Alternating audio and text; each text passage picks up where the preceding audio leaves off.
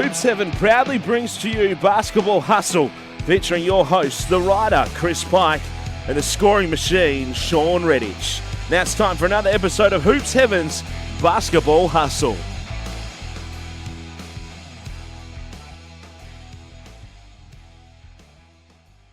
Hello and welcome to the latest episode of Hoops Heaven's Basketball Hustle. We're already into round 5 of this NBL season. It seems like we waited a long time for the season to start. Now all of a sudden we're into round 5. We're only a week away from the NBL Cup, with every club being in Melbourne, and we've got plenty to get through on this week's show. We'll have the Damo Award thanks to Boomering. We'll have the TABtouch Preview with Matty Knight, and of course we'll have the rest of the show with the legendary scoring machine. I'm Chris Pike, but the man you've all tuned in to hear from, Shawn Redhage. How do we find you this week?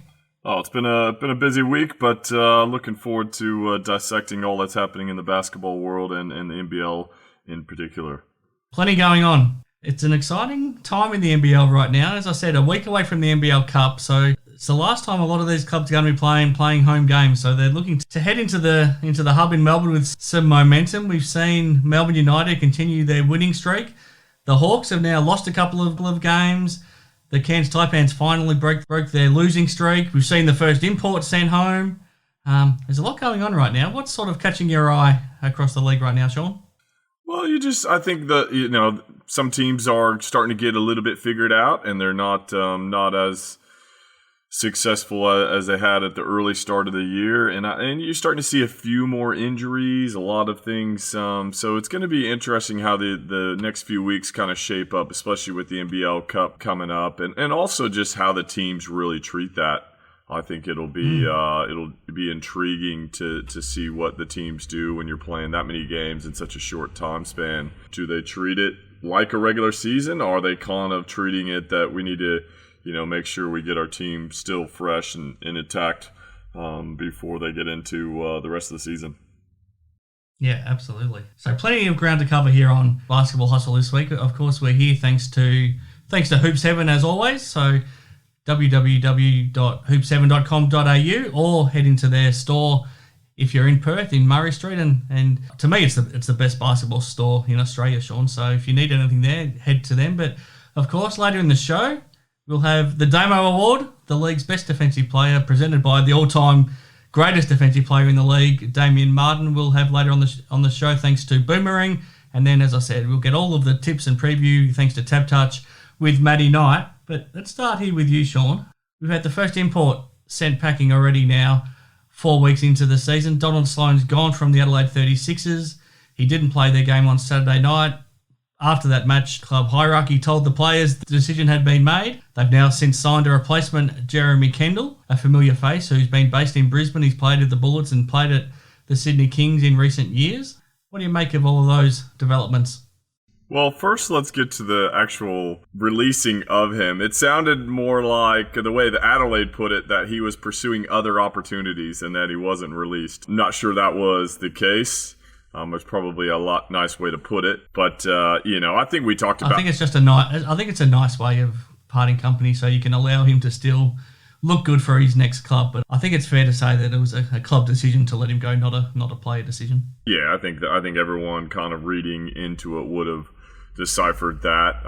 We talked about that after the first couple of games. There was just a number of times where he slipped over or just didn't feel like he could get by his man with. No, that's the thing that stood out to me. He just couldn't create too much off the dribble, could he? He couldn't get past his defender, and at times his shot would fall, but he couldn't really create anything, could he? No, and I think that's probably, and to me that's the tough part as you get older, and especially probably being a guard, is that you're used to being able to make all these decisions because you've got that speed and that quickness and you can get by him, and then you got time. Well, you don't have time when a guy's right on your hip and you can't get by him, and you can't, it just makes everything tougher. So probably not the best selection of the import, especially at the guard spot. I think, that's a tougher one to go with an older player. You might be able to get away with it in that kind of 3, 4, 5 spot. But when you need a guy that needs to be quick and get by his man to create, it's probably the right decision by Adelaide. I think so. They replaced him with Jeremy Kendall, and I think we talked about this as well. Is if you're an American or you're an import and you're in Australia, you are very valuable with the quarantine rules and everything that's in place and the limited flights from all over the world to get back to Australia. So it's, Jeremy Kendall, you're doing well staying and made the right decision. And he just keeps finding himself in different teams and different jobs. So it's, credit to him. He still got a good reputation, and hopefully he can provide a little spark to Adelaide this season. And to be honest, he probably does give what Sloan couldn't quite do. He's a little bit quicker. He's probably a little bit more physical. And I think he does provide that option of a guard who can get by his defender. He can shoot the ball. He can actually take it to the rack, even though he's fairly small. But he can create. They've got a lot of good shooters there in Adelaide, especially if you have a look at, needing somebody to set up DJ and Humphreys inside, and then also to take some of the pressure off Giddy, and also someone that can find a shot for Tony Crocker. I think he's a pretty handy catch and shoot type player, but he just hasn't been able to play that role. So I think Kendall's probably a pretty good fit. Yeah, and he can probably slot in there with Giddy as well, so they can kind of play them at the 1-2. And, I think you need to surround, as good a passer as Giddy is, surround him with shooters. He's going to make all those guys a better player. Jeremy Kendall's not going to come in and average 20 points in this league, but he is a solid player, and he's got a good skill set. And, I think that it's going to be a good selection for him. I'm not sure that that's who they'll still have at the end of the season. I'm sure they're probably still looking for maybe that kind of next elite guard that they, to match up with a Bryce Cotton and a Kiefer Sykes. That type of guy is probably what they really, really need. But it's hard to get him on a short time notice, and I'm sure they're keeping their eyes out for possibly making some changes down the track.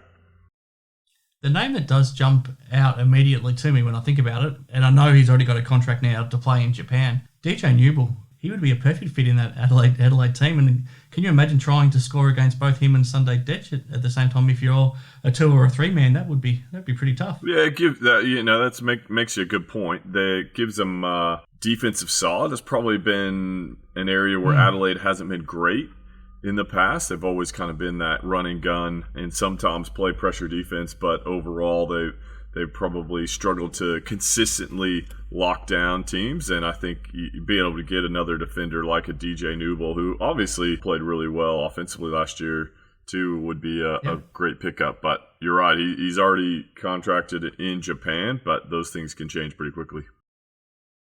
Speaking of Japan, how exciting is it to have a Japanese player not only come to our league, but now take it by storm in so many ways? What Yudo Baba is doing with Melbourne United, and it's opened up by opportunities through injury with Shea Ili and Chris Golding out at the moment. But how exciting is it to see a Japanese player come out and play the way he is? Look, I hadn't really seen a whole lot of him before he arrived here. And, watching that game, he got beat a couple times against Bryce Cotton early on.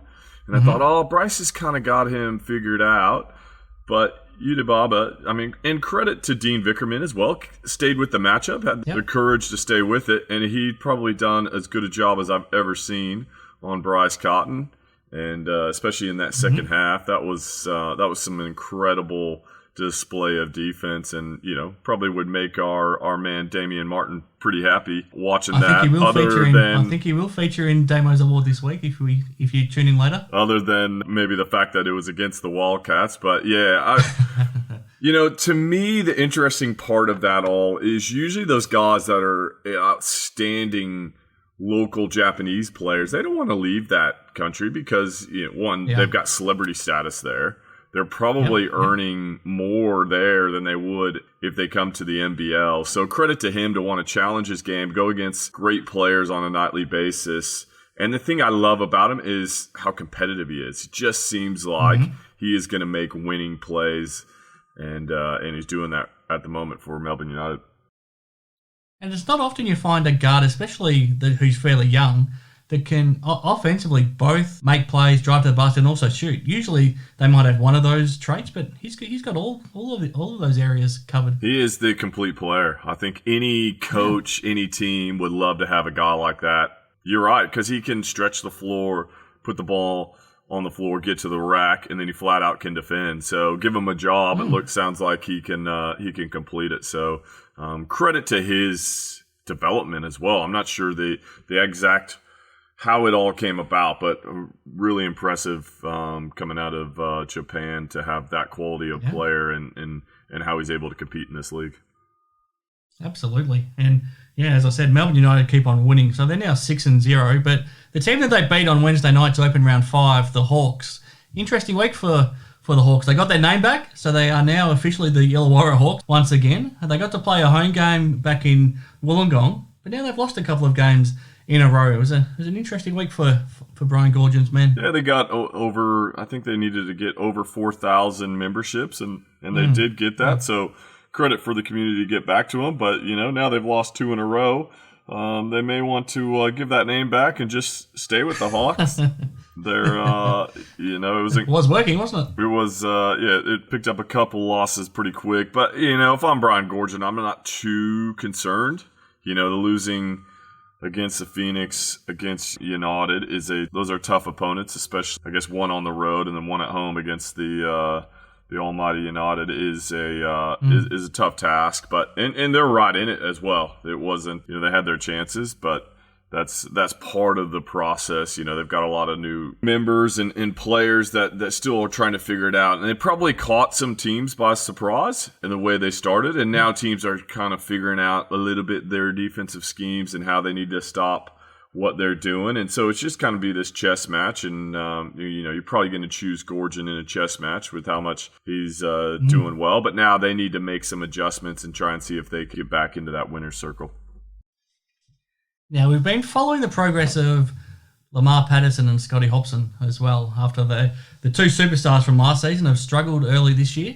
They had better round fours. Patterson, especially in the Saturday game for the Breakers up in Cairns, he was terrific in the second half. He looked a bit rusty again early coming off the bench, interestingly, by Dan Shamir, but he took over that game in the second half, and he was back to the Patterson of old by the last quarter, and I think the Breakers finished that game on a 15-3 run, and Patterson scored most of those points. He wasn't quite as good on Monday night. And then Hopson, I think he's been getting better every game, and then his game last night when United needed him, that was clearly his best game, and it was almost the Hopson of old against the Hawks on Wednesday night. What do you make of the progress of those two? Yeah, well, I thought Patterson, he was trying to be aggressive on Saturday up in Cairns, but just nothing was dropping in that first half.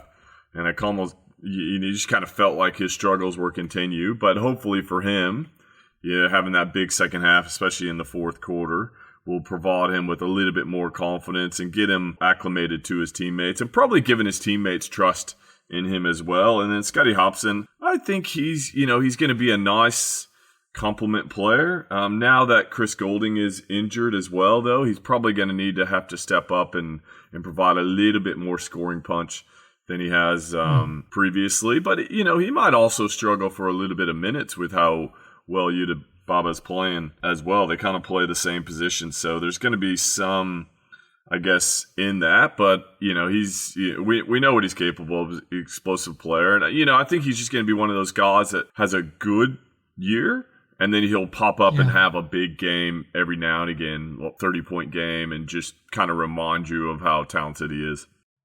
Yeah, I think you're right. He's the sort of guy that is just a piece of a puzzle in a championship team potentially, rather than needing to be that superstar. And I think that's the way United's built this whole team. They've just got so many guys who can step up on any given night. And I think in our Hoop 7 Player of the Year awards, Sean, we'll definitely feature one of those superstars as well. So let's get to your voting for round 4. Why don't we start with your one vote for this week, Sean? Well, Bryce Cotton, I think, that first half he was outstanding, and you'd hate to say it, but I know the Wildcats are 1-2, but without Bryce Cotton, it could be even further down the track from that as well. But also, they wouldn't be as competitive. So, they're relying a lot on him. He's working extremely hard, probably why he ended up with that turnover at the end. We'll probably talk about that a little bit later. But his level of play to start the year has been pretty special. Yeah, absolutely. And as we'll talk about probably later on, he just isn't getting enough help right now. So that's the one area that the Wildcats need to work on. Now, your 2 votes. Now, this man started the season slowly with the Phoenix, but, he's warming up nicely. Yeah, I do. I give it to Ben Moore, and, 15 points, 14 rebounds. He's just doing those little things. He looks like an elite rebounder now. He's playing. He's tough to keep off the glass, and if he can provide that rebounding, especially with the limited bigs that the Phoenix have, I think he can be a real weapon for them down the stretch. And they're starting to, I guess, get a feel for what he can provide as well. Sometimes it can take a few games for your Americans to try and step in and be that player that they want him to be. But now he's had a great week last week, and so he gets 2 points. Now this next man, the 3 votes, we know how good he can be, and he was right back to his best on Saturday for the Kings in Adelaide, and if he can keep his form up, then he might be able to take this Sydney team a long way. Well, they need him. They definitely need him to play at a high level, and probably not the level that we're accustomed seeing him play the first few weeks, but 27 points and was outstanding in that Sydney Kings win. So, encouraging sign. Casper Ware we're obviously talking about. For the Sydney Kings, Casper Ware, that's right. He's one of those guys that he's a two-way player. He can play defense. He's strong. He's aggressive. He's quick. And when his shot is dropping, he's as tough as they come in the league. Now, 4 votes. Now, this man, he's had a tough season. He's had a good season himself, but he's become the focus of attention of the opposition every game. But he had a huge game in a loss for his team on Saturday, and then he just ran his team tremendously when they bounced back to win on Monday night. Look, he is, he's another guy that's probably playing at a really high level, similar to Bryce Cotton. They're not getting the wins to show for it. Probably missing one more piece to come along with him. But, as a player, I'd love to play with Scott Machado, and some of the stats he's putting up is pretty impressive. 25 points, 13 assists, 2 steals, and a loss to the New Zealand Breakers. It was outstanding. And then in the win, to put up 13 points, 13 assists, he's getting his teammates involved. He's probably going to have to get a few more assists this year just to kind of keep everyone happy and spread the love, just because, he's going to have the ball in his hands a lot with them not really having other playmakers out there on the court. Yeah, absolutely. Now, the 5 votes for this week. Now, this is a man that's probably too good for the NBL in some ways right now. He should be playing at the next level, you would think, and it's probably only a matter of time until he does, but we're enjoying having him in the NBL right now. We talked about winning is a big part of the Player of the Year voting, and obviously Melbourne United are leading in that category, and I think this guy is a big reason why. And his numbers don't really jump out at you all the time, but if you watch him play and you watch how much respect the opposition has for him, when he gets the ball on the block, he's only played a couple games, he's getting double teamed most of the time. So he's actually opening it up for all the shooters, Mitch McCarron, Udi Baba, Scotty Hopson, Chris Golding. So, to me, he's kind of that focal point of the team, although he may not be the leading scorer at the end of the year. But when he gets the ball, his skill level, that move where he spun off John Moody and got a dunk. There's very few guys in our league that can make that move. So he's an impressive and great start to the year for United, although not putting up as huge numbers, but I think it's just the pure attention that he's getting on a nightly basis. Well, he's really the only genuine big on that whole roster as well. They've got Loal Ochul, who's kind of a 3 or a 4 man, really, ideally. He's their only genuine big on the whole roster. Yeah, and so they're going to need to rely on him to man the middle and really provide. So I guess to me, it's also trying to keep him out of foul trouble, if you need that. But we talked about at the start of the year, I like the look of Melbourne United and just how the pieces fit together. They've got guys that can play defense. They got guys that know how to move the basketball. They've got shooters, so they've got a good balance out there. It's just a matter of one keeping healthy and keeping everyone happy. Absolutely. So that means on our leaderboard for our Hoop 7 Player of the Year award, Sean, we've still got Isaac Humphries from Adelaide on top with 10. We've got Tyler Harvey from the Hawks on 9. Then we've got Justin Simon, Scott Machado, and Jock Landale all on 5. Daniel Johnson, Vic Law, Bryce Cotton on 4. Casper Ware, Nathan Sobey on 3. Ben Moore, Mitch Creek, Cam Oliver on 2. Getting a little bit tighter up the top, but it's an impressive group of players. It is, and probably looking at the list, there's some good candidates. No one's going to jump out yet. And if you can give out 5 points each round, all it takes is a couple rounds, have some great couple weeks, and you could be right up to the top of the leaderboard. So it'll be fun to keep this tally and see how it plays out the rest of the year. Yeah, and I'm happy that it's going to be your award. You're casting all these votes, so it's going to be fascinating to see how it pans out. Now let's take a deep breath, Shawn, on Hoops Heaven's Basketball Hustle. When we come back, we'll look at all of the results in a bit more detail from round 4 in the NBL.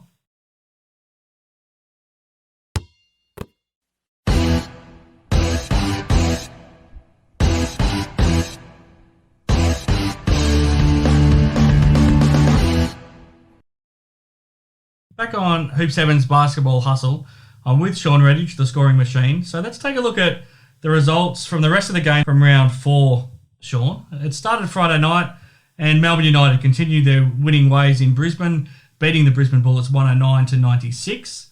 Then Saturday, up in Cairns, the New Zealand Breakers made it 6 losses in a row for the Cairns Taipans, winning 85-79. Then the Sydney Kings, they gave the Adelaide 36ers a big loss on their home floor, 94-75. Then Sunday, first game in Melbourne for the season, and the Hawks suffered their first loss. Southeast Melbourne Phoenix beating them 98-82. And then in Bendigo, Melbourne United 75-71 over the Perth Wildcats. And Monday night, finally the Taipans broke their 6-game losing streak and they beat the New Zealand Breakers 84-69. And then already, as we record this for the release on Thursday, Wednesday night saw the opening to round 5, and Melbourne United went to 6-0. They beat the Illawarra Hawks in Wollongong 91-88. A lot to digest there, Shawn, but what sort of jumps out at you?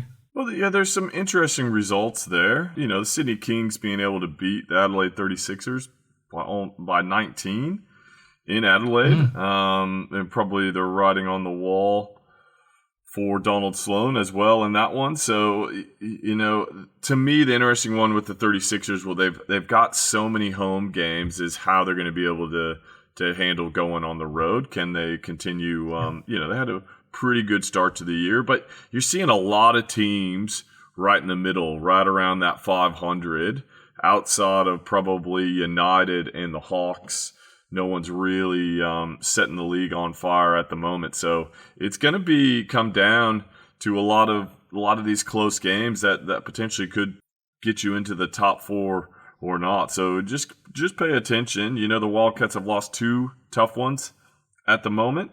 You're sitting 1 and 2, and who knows how long it's going to be till they're going to be able to play another home game as well. So, one of the things that I took out of that game, the Wildcats and United, was just how much work Bryce Cotton has to do. And I know a lot of people talk about, hey, get the ball to your superstar, but there's got to be times where you get it to other people every time down the court. They just seem to really missing that kind of third score. Blanchfield and Steindl have been solid. Probably Blanchfield more. Steindl hasn't really found his groove yet, but they really need those two to kind of step up to be able to provide some relief for Bryce Cotton with all the work that he has to do. Well, you're right. I mean, especially shooting-wise, having a look at Blanchfield and Steindl, I think we'd regard them both as good three-point shooters, but so far this season, we've got Blanchfield going at 4 of 16 from the field, 25%, and Steindl 3 of 14 at 21%. To me, they're the two guys that can be that extra third scorer behind Cotton and Mooney, but right now they just need to shoot the ball better and possibly be a bit more aggressive and look for more shots too.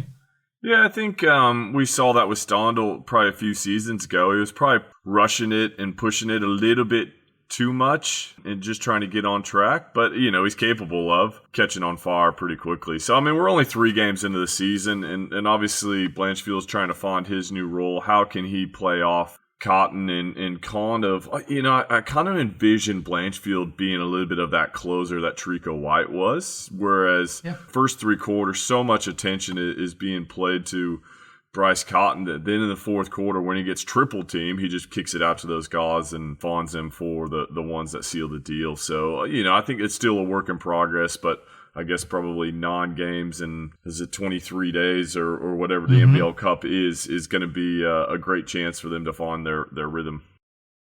Yeah, and 2 more against the Phoenix this weekend as well before that, which we'll learn a lot from. So Thanks for all of your insight there, Shawn, into round 4 in the NBL. When we come back, we'll have the Damo Award with Damian Martin, thanks to Boomering. After that, we'll do the TABtouch Preview with Matty Knight, and I'll be back here with you, Shawn.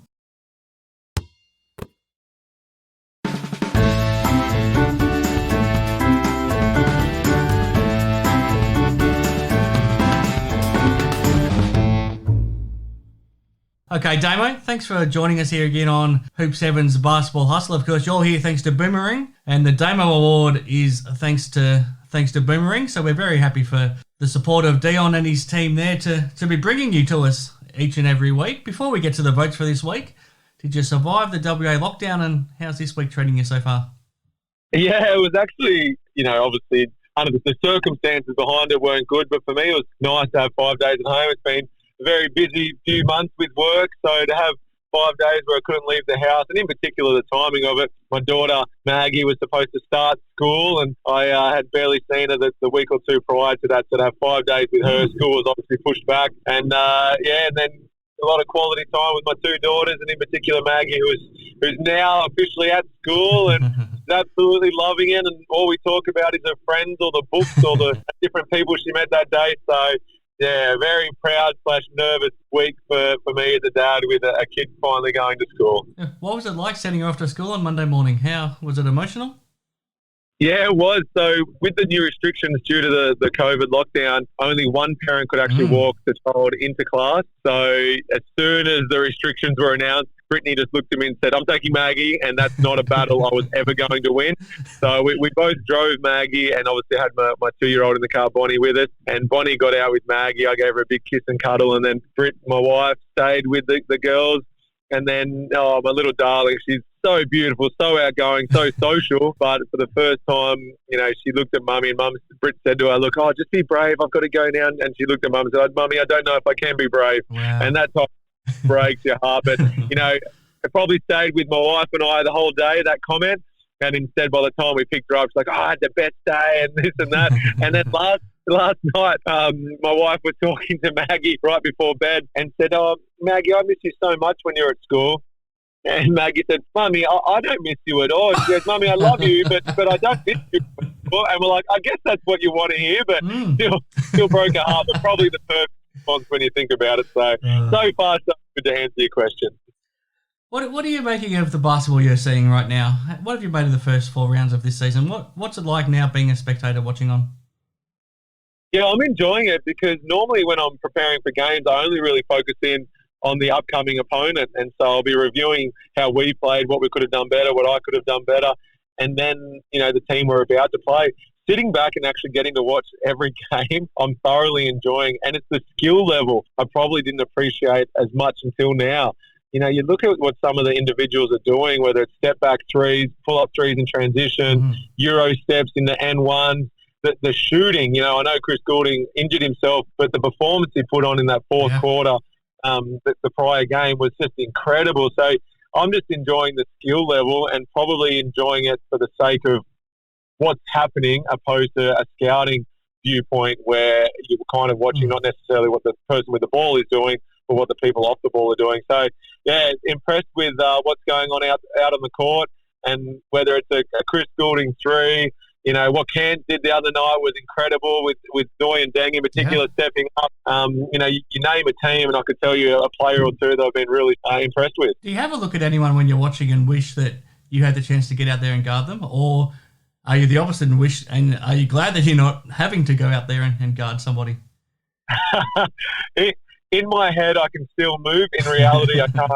So I know that if I was out there on some of these players, the Hawks guards, the Hawks backcourt, I'd love to have a shot at because they're playing with such confidence. A couple of lefties, step back threes, off the dribble, whatever it may be. So I'd love to have a go there. And then Sykes, what Kiefer Sykes is doing, when he gets going, he is a lot of fun to watch. And you can't help it, or I can't help but be in my head saying, I'd send him this way or I'd do that in that position or in that circumstance. So I'm still kind of scouting the guys I really would love to play, knowing full well that if I got out there on a basketball court and it was one-on-one, I'd get completely embarrassed. So I'll enjoy it in my head. Well, that play where he picked the pocket of Bryce Cotton when they're up top one-on-one, I've never seen anyone do that to Bryce before. Yeah, it's a very, very rare circumstance for Bryce to turn it over off the dribble, let alone have it picked. So, yeah, I don't think you'll see that too often, but that's just the quality of player. Sykes, well, a bunch of the guys are now. Baba, Sykes, we're seeing some world-class defenders out there, and that'll continue throughout the season of guys stepping up that you probably weren't expecting because they're new to the league. Well, that's what you're here for, Damo, to talk about the defenders. You're here for the Damo Award, thanks to Boomerang, the best defensive player. So we've got the votes in for round 4. Do you want to start with our one vote winner? Yeah, went to Sykes. So I think defensively he is a pest. I watched him live in Perth when they had back-to-back games against the Wildcats, and I thought he used so much of his energy picking up Bryce, denying Bryce full court, then trying to guard him in the half court. Since then, he's taking on more of a half court approach, which means not only can he still afford to get after it defensively in the half court, but he's still playing really well at the other end, and the energy he's getting from, putting the ball through the bucket then kind of motivates him to then go get a stop. So I actually prefer him not going full court and playing denial defense, in the defensively at the half court. And I thought he was great again over the weekend, and just a pest. He's just a lockdown defender that can, he had a couple of block shots, and he's super athletic, but he's not the tallest guy, but a couple of block shots to steal. But just overall, just a pest, regardless of who is guarding. Yeah, we get to see him go against Bryce now twice this weekend too, which is going to be fascinating. Now, your 2 votes, I'm loving watching this guy play at both ends of the floor. He's an excitement machine, and it's fantastic for the league to have our first Japanese superstar. Yeah, you're exactly right. So we obviously played against him with the Boomers, and when we scouted him playing when the Boomers played Japan, we're like, this guy is legit. Like, they've got some great players. And then to see him now out there doing his thing, you're just like, it took a couple of injuries, to be honest. He was playing behind Illy, behind Goulding. So, it's a good problem to have when you're a coach. But when Illy and Chris Goulding are back healthy, what are they going to do? So, Baba at both ends, he was my selection for 2 points. Easily could have won all 3, but yeah, they've been special performances that he's put on in back-to-back games, so we'll just have to wait and see what he can do this weekend. But I think you're starting to see the real side of him as a basketball player, playing both ends, and it'll be interesting what minutes he plays, in particular once Illy's back, because he does prefer that pure point guard position. Now, there's something exciting when you see a big guy play good defense and go for his shot blocking and to try to intimidate shots, and this guy was doing everything, so he wasn't just doing that, but your 3 votes went to a Southeast Melbourne big man. More. I think Ben I was trying to find the stats. I think it was 15 points, 14 rebounds. And 3 blocks. But he changed a lot more shots than just the 3 blocks, yeah. He was just dominant at both ends and just solid. Like, it's not like it took... He was just so efficient at both ends. So you knew that regardless whether he got a block shot or not, it was going to be contested. You knew that when they wanted to roll it into the post, it was going to be a hard feed. He made it for the passer. So those little things that you love seeing, just to either make the offensive player step off the block opposed to catching it on the block where it's his preferred position, those little things go a long way to making it a contested hard shot opposed to a semi-contested shot in the keyway. And so that's what he was doing, the little things as well that didn't show up on the box score.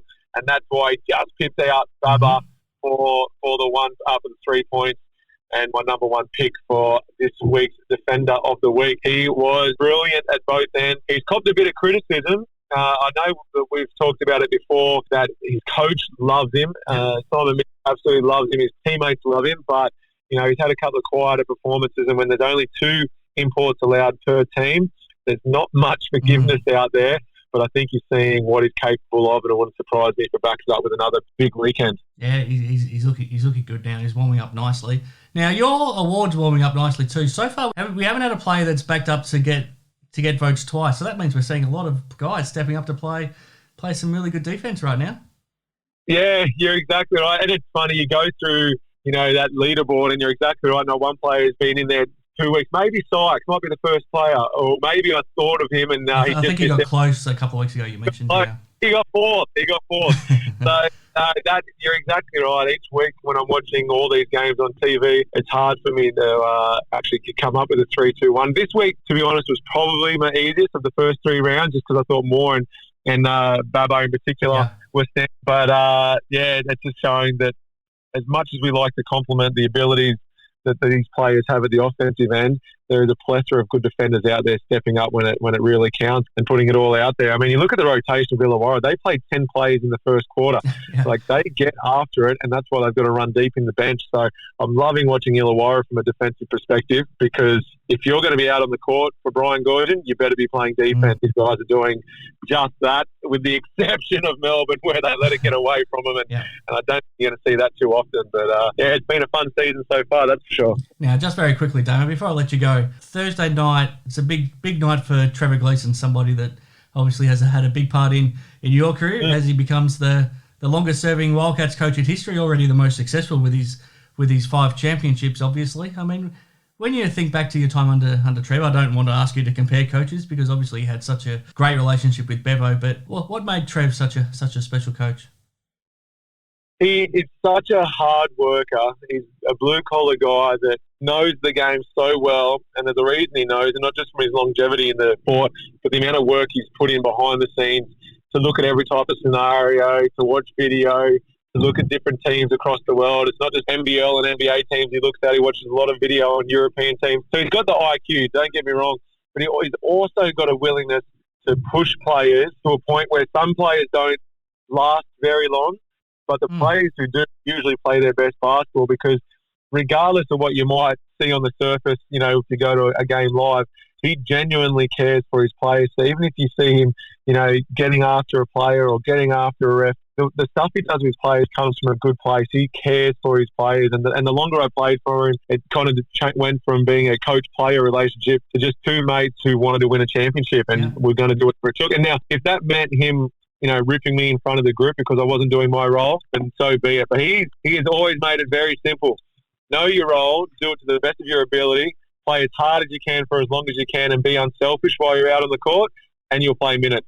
And so he's got a few little things he throws away. Good to great, always give up a good look offensively for a great look if it means an extra pass, and making sure you're always doing the sacrifices and playing defense. So he's kept it very consistent, and those players that were willing to put their body on their line, play every possession like it was their last, and play unselfish for the betterment of the team, they're the ones that have stuck around for a while and have thoroughly enjoyed some success whilst playing for him. So, hell of a coach. It's a huge milestone to achieve, and one that I'm sure he probably won't really, like many milestones, to be honest, you don't really give credit to it until you retire. But he's got plenty of years left as a head coach, that's for sure. Yeah, absolutely. Okay, fantastic, Damo. Thanks again for all of your insights. Thank you for presenting the Damo again. Thanks to Boomering, and we'll do it all again next week. Sounds good, mate. Great round of basketball coming up, and bring on the NBL Cup. I'm loving how much basketball is going to be on our TVs.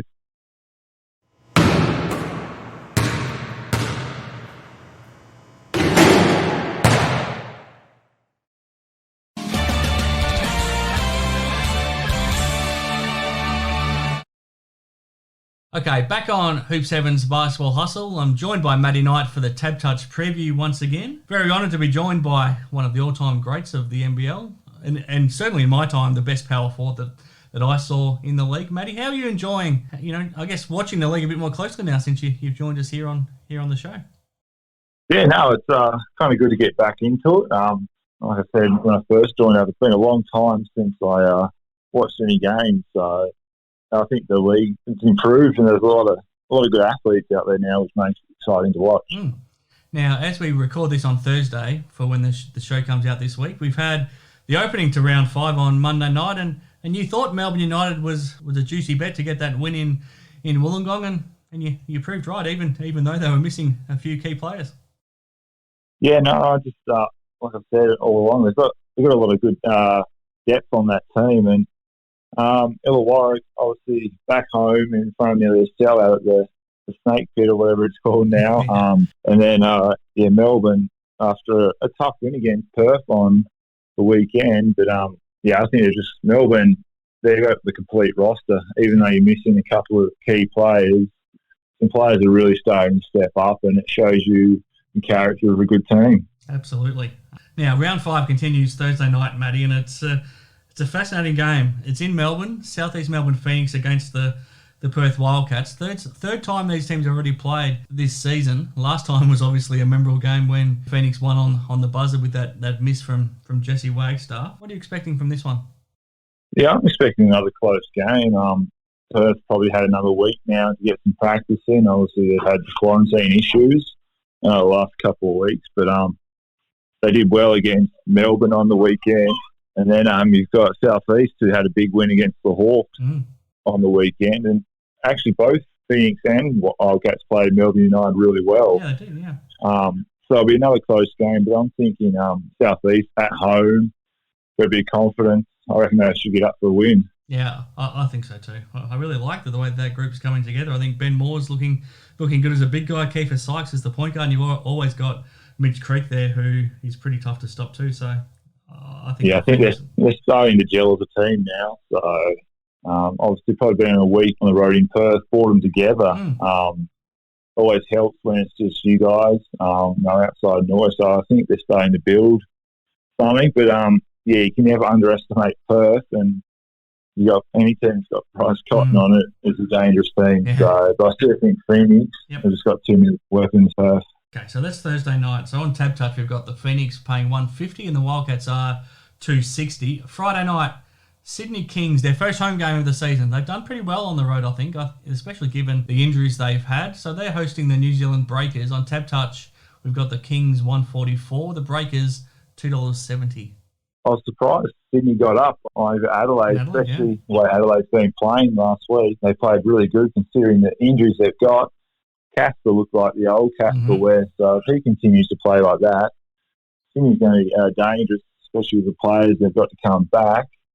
And then you look at New Zealand, they get their first win, and then they can't back it up. So I don't know whether being on the road since early December starting to take its toll on them.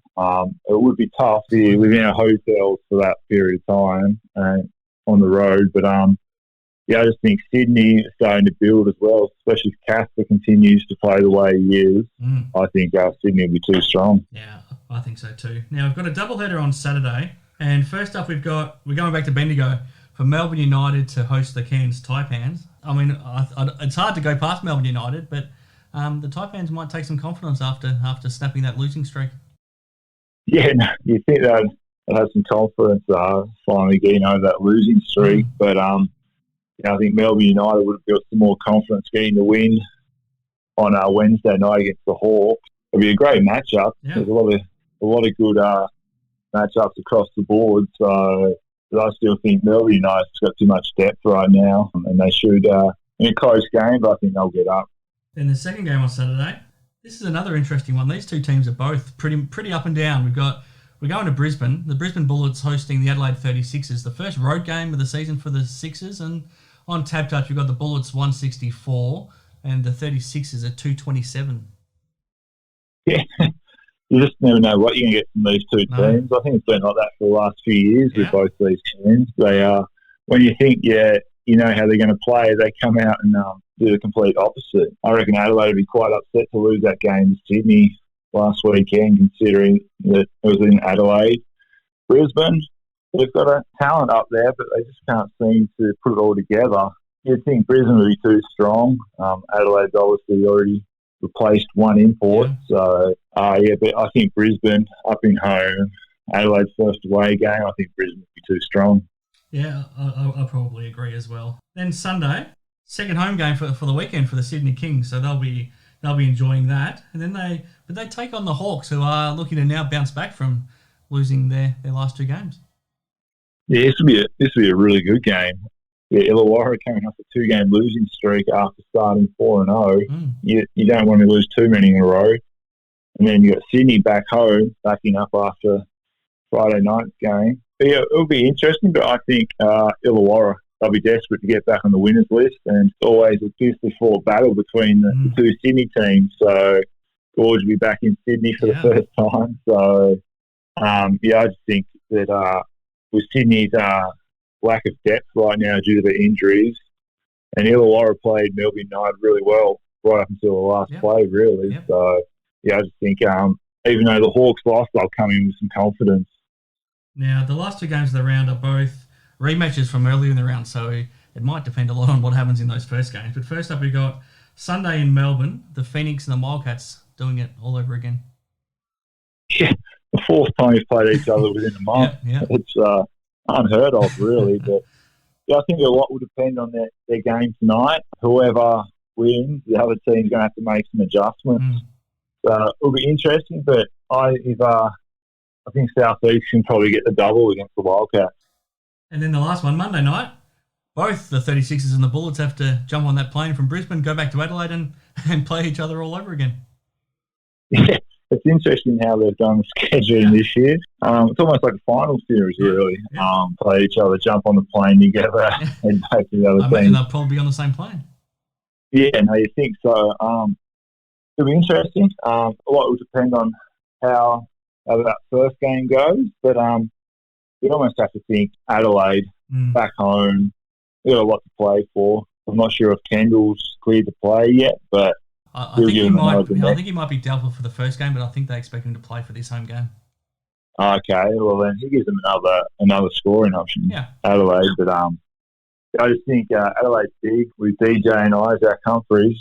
They're a pretty potent big court, big team. So I think Adelaide back home should get the W. Yeah, it should be fascinating to watch, Matty. Now, you went pretty close on your multi-bet on TABtouch last week, and you've started well this week, so you just need the 2 more legs to go right, and we might have our first win here on the show. We're still stuck on 0, unfortunately, but we're getting closer.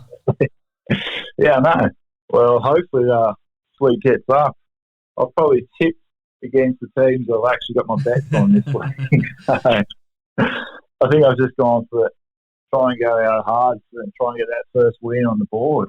Yeah, I think you've gone. So you've got Melbourne United already who got up, and then I think you've gone Brisbane to beat the 36ers, and then I think you've gone Perth to beat the Phoenix. But at $2.60, the Wildcats, they don't lose 3 games in a row too often. So at $2.60, it's probably worth a gamble. Yeah, exactly. And played each other twice, and they've been both close games. So to see Perth, I think it was the highest I've seen Perth last week at $3.50, and then $2.60 is still pretty high for a Wildcats team who's going to be desperate. But so I've jumped on them, and then I assume Brisbane at home against Adelaide should be almost a given. Yep. All right. Fingers crossed, Matty. And remember, if you do have a bet, gamble responsibly. But thanks to TABtouch for making that possible. And of course, we're doing it all for charity, so we're trying to raise this money for charity. So let's hope we have some good news to report back next week, Matty. But thanks again for all of your insight into round 5 of the NBL, and look forward to seeing how we go next week. Thanks for having me on, champ.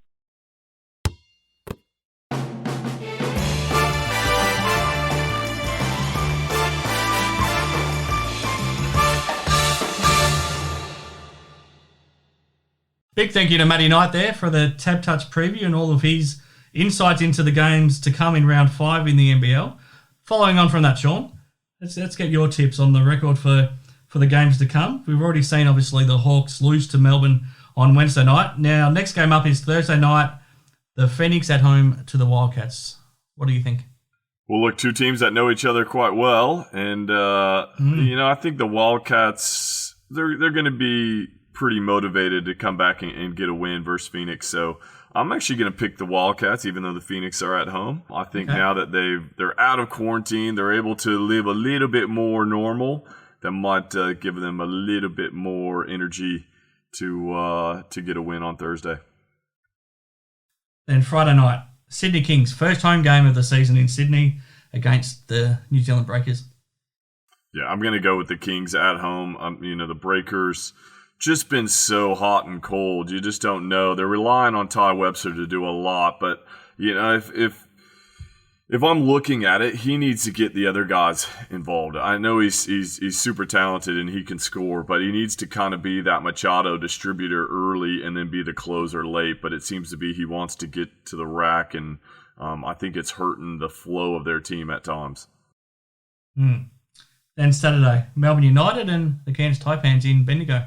Yeah, well, I'm going to go with United. I mean, their form, although I think the Taipans a great shot at this one. If I'm going to pick an upset of the week, it's probably going to be this one, just without Golding. I think the Taipans could pinch this one.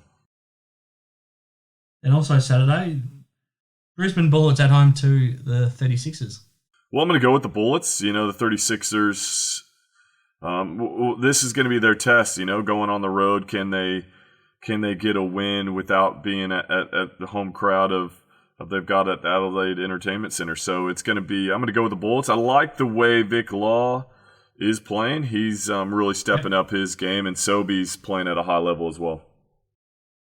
And the Kings are still at home on Sunday against the Hawks. Look, I'm going to go with the Hawks. The fact that they lost a couple, and the Kings having to play on Friday. So, I think the Hawks, they look like they actually enjoy playing away from home. So they've got their new name back, their new old name back, and see if they can get their first win as the Illawarra Hawks this year. And also Sunday, rematch from Thursday. We got Southeast Melbourne and Perth doing it all over again. Yeah, I think I'm going to go with the Wildcats again. I think they played the Phoenix. It's been 2 great games, and I expect the same. And I expect Blanchfield and Stond will have some big ones this week. And then the 36ers and Bullets also with a rematch, but this time they do it in Adelaide on Monday. Yeah, it just seems like you play teams twice in 1 week this season in the NBL, which is pretty unique compared to previous seasons. I'm going to go with 36ers being at home on that one, and seeing if they can get Jeremy Kindle his first win as a 36er. Okay, thanks for that, Sean. We'll keep an eye on that, and we'll also get your multi-bet thanks to TABtouch on Friday morning, and check out TABtouch social media accounts for that. Now, another thing I wanted to get your thoughts on before we wrap up, Sean. Trevor Gleeson, he obviously was a coach who had a big say in your career. You won championships under him. You retired under him, and I think I don't want to put words in your mouth. I think you had a great time playing under him. Overall, he now becomes the longest-serving Wildcats coach in history. He'll pass Alan Black. He's already the most successful coach in Wildcats history. Could have you seen that coming when he initially arrived? Because he had big shoes to fill, and there was no guarantee he was going to be successful when he was coming and taking over from Rob Beveridge. No, it was an interesting time. Rob Beveridge had taken us to a number of grand finals and obviously won it in 2010 and came up a little bit short the next few years against the New Zealand Breakers, and the Wildcats kind of felt like they needed a change at that point. Obviously, Trevor Gleeson was just coming off. I think everyone in the league had a tremendous amount of respect for him and what he was able to do up at Townsville and how tough it was to get a win against his teams up there. And a team that, in a smaller market and probably not as much talent as you get at some of the bigger clubs. So he did some great things there. Went to Melbourne, and things didn't go as planned. I think then got the chance to come over to the Wildcats, and I think it's you don't know what's going to happen, but he's done tremendous amount. I mean, the results speak for themselves. 5 championships, 231 games coached, and I think Alan Black said in the paper today was that the Wildcats can be pretty ruthless with their coaches. So for him to be around that long, have that much success, big credit to him. I think one of the things that he's done really well is kind of connect the past, but also put his own little flavor on the Wildcats and what it means to be a Wildcat. And he's had some tremendous amount of success, respect amongst the playing group, and you can't look past all the championships. And one of the things about Trevor is he's got his system. You're going to play in his system, but then within that he'll give your guys that need to have that little freedom to be successful, that freedom. And so you look at a Bryce Cotton and just how much he's blossomed under a Trevor Gleeson, and it's been fun to watch, especially playing for him and now living in Perth to see how much success he's been able to bring to the Wildcats. The other fascinating aspect of it for me is that before he came to Perth, he had no love for the Wildcats, and they were probably his great rivals of his previous lives as a coach. I remember when he was in Townsville, there was a remarkable history with him and Perth. He obviously had that that elimination final game, the memorable one with John really going nuts and Corey Williams celebrating afterwards, and he was the coach. I think a lot of people forget that he was the coach of the Crocodiles at that time. I remember there was a game where he got ejected here in Perth as well, and I remember catching up with him after that game at a hotel, and just to think that at that point, the way he was feeling about Perth, to think he would end up being the Wildcats' most successful coach was remarkable. What was it like playing against teams coached by him before he came to Perth? Oh, they were always really well, coached, obviously, but they ran their structure really well. And you just kind of felt guys kind of knew their role. And so when you got guys that know their role and run the structure really well, it really puts pressure on you as a team to be disciplined, to be able to follow through. And if you aren't disciplined, you're going to get found out. And his teams, they were always, it was going to be competitive. He had his teams playing well.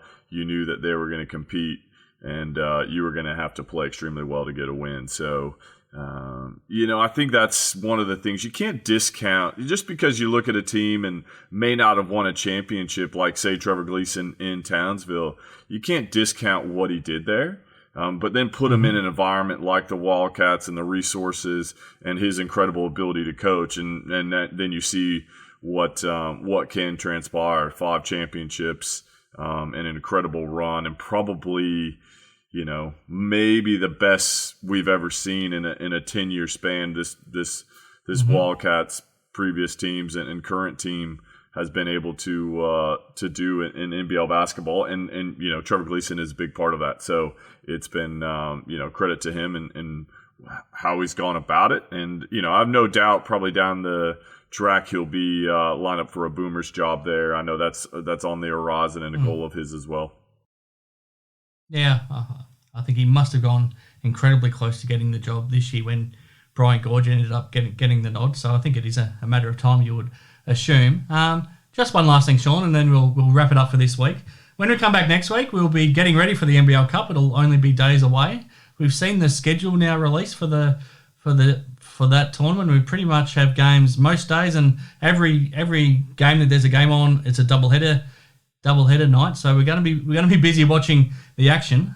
Looking forward to it? I am looking forward to it. I'm trying to clear my schedule so I can find some time to catch all these games. It's going to be exciting time of basketball, and something that in the sporting landscape we haven't been able to really see for a long time. So many games being played in such a short time in this COVID environment that we're living in. So I think all sports fans, NBL fans, I hope the fans in Victoria really get behind us, and I hope this can kind of become a staple. My thinking is I'll be interested to see how it all plays out, and the fact that you've got to win each quarter to get a point, and we're not talking about chump change. It's not a couple grand or something to an NBL club. We're talking serious cash for the winner, $300,000. So a lot of teams could use that, especially with the limited revenue on some of these teams of being able to play home games. Yeah, it's a great point. Yeah, it's going to be fascinating to see. We'll talk about it in more detail next week, but it's been another fun show, Shawn. Thanks for joining me, and thanks to Hoops Heaven for making it possible once again, and thanks to Boomering for bringing us the Damo Award with Damian Martin, and of course, thanks to TABtouch for providing our preview for another week. I'll wrap it up. I'm Chris Pike, and leave you with the wise words of the scoring machine.